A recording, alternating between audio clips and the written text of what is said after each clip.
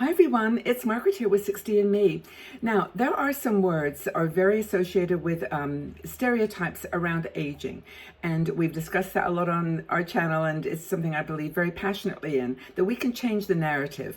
And there is one word that I think a lot of you are relating to, working through right now, and redefining, and that is the word retirement.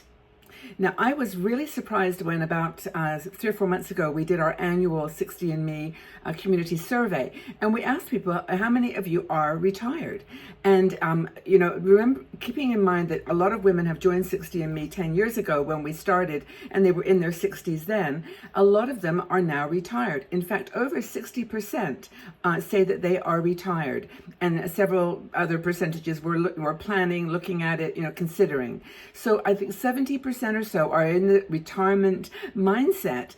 And I wanted to kind of talk about that because it's a word that, well, for one thing, is not really in my vocabulary. I don't have that word because I don't think I will ever retire. That's just me. And I think a lot of people will say that too, that, they don't want to give up doing something that makes them feel useful, or they're contributing, or just that they love. Just work that they've done. Or they started their own businesses. Well, that's another kind of offshoot of this conversation, and maybe a different video. But this is all about those people that are retirement and, redefining it and thinking to themselves, this isn't what I thought I'd be doing in retirement. This isn't the work I thought I'd be doing or how I would be feeling. But I'm redefining it, and I'm making it enjoyable. I'm making it mine. I'm making it my own. So there's a classic models of retirement, that where you retire, you get I don't know what you get as a retirement gift these days, but you get the recognition, the thanks, the acknowledgement that you've made a contribution, and then you go out and you sit at home, no alarm clock, no deadlines, no meetings, and to think, what can I do? Okay, classic. I travel. I'm going to do all those bucket list travel things that I've always wanted to do. I'm going to just take a break. I'm going to rest.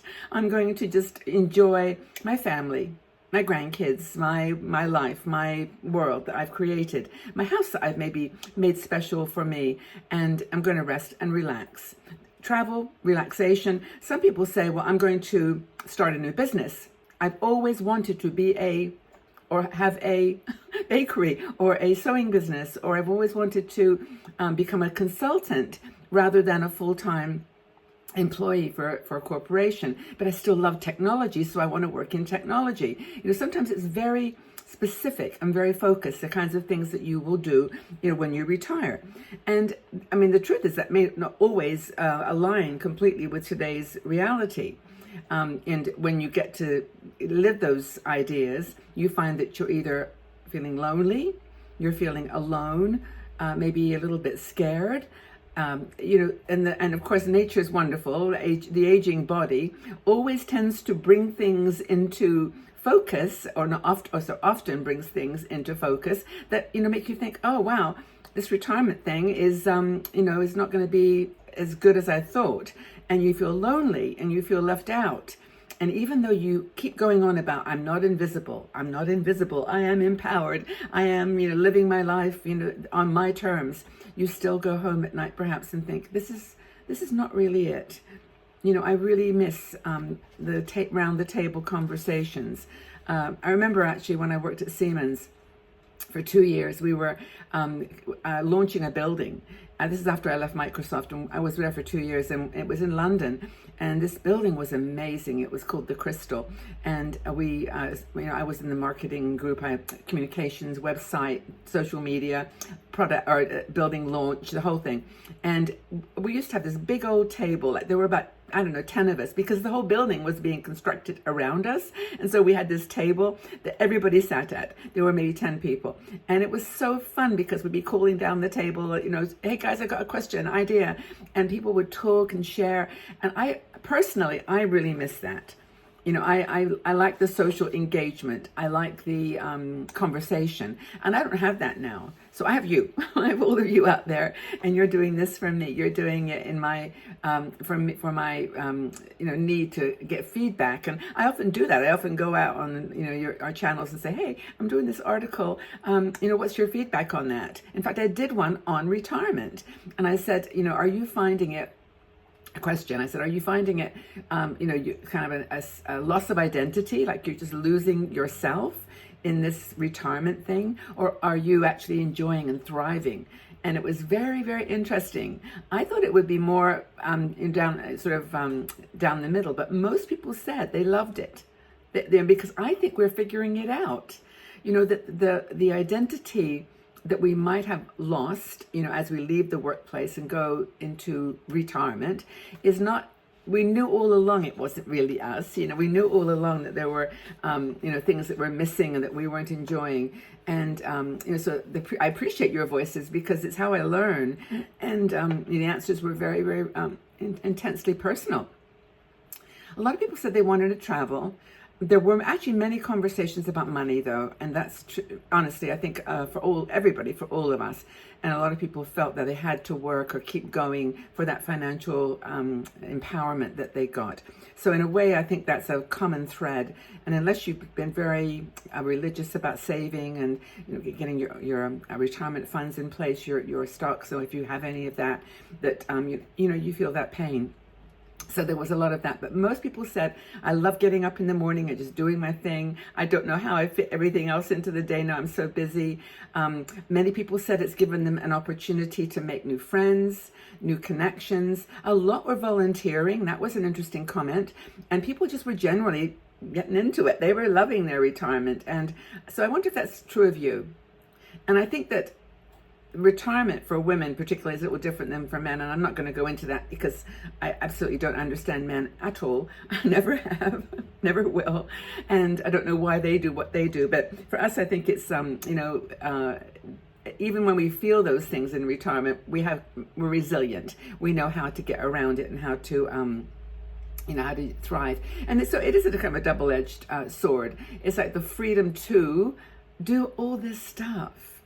If you want to, start a new business or start a blog or do a video channel or volunteer in the neighborhood or spend more time with your grandkids, all those things, it's the freedom to do that.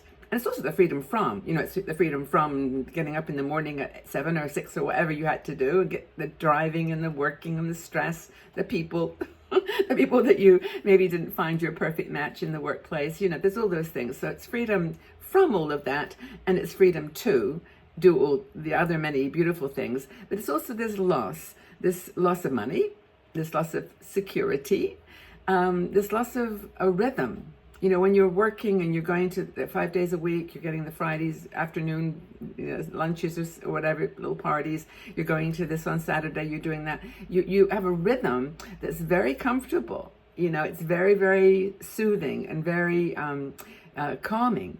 But now it's like, oh my gosh, what do I do? And so I think there's that. So anyway, there's lots of ways of looking at it. But what do you think? I mean, I'd love this conversation to continue because I think we have a lot to offer each other. I think that we are starting to define retirement on our terms. We're not irrelevant. We're starting new conversations about older women in the world. And I think that retirement in the very old traditional way is out the window. And what's new now is this sense of empowerment. And I really do believe that. I really do think that the voices from our 60andMe community said this. So I encourage you to share your stories below. This is what this channel and YouTube and the website are all about. And by the way, I wanted to mention on the website, we've now actually got a way that you can experience our website ad-free. I know that we have amazing people that write articles on retirement, all kinds of things, but you maybe get overwhelmed by the pop-up ads, which we use to make money. I mean, it is our income source. We don't charge any money for anything else. But if you are getting a little bit overwhelmed, you can join our Patreon supporters group. And there's a group now called the Community Pages group. We have a little area on Patreon. You log in and can talk with others about many topics. There's 10 different little community rooms, and then part of that the benefit for $10 a month is to actually have an ad-free experience.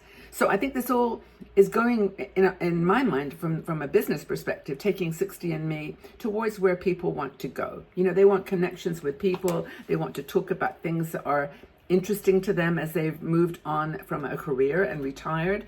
And we're doing our best now to give you some of those places. And of course, you get to join live shows and things that where we travel together. We're going on some trips this year, and we plan to continue that, into the future. Ways to meet people in real life and meet me. You can meet me too. So have a wonderful day wherever you are, in your retirement or not. Please share your story. I'd love to know what you're up to, and know that we care about you. I'm here for you if you want to chat, and just know that you're important to me and important to yourself. This is important. Empowerment, not invisibility. Okay? Take care.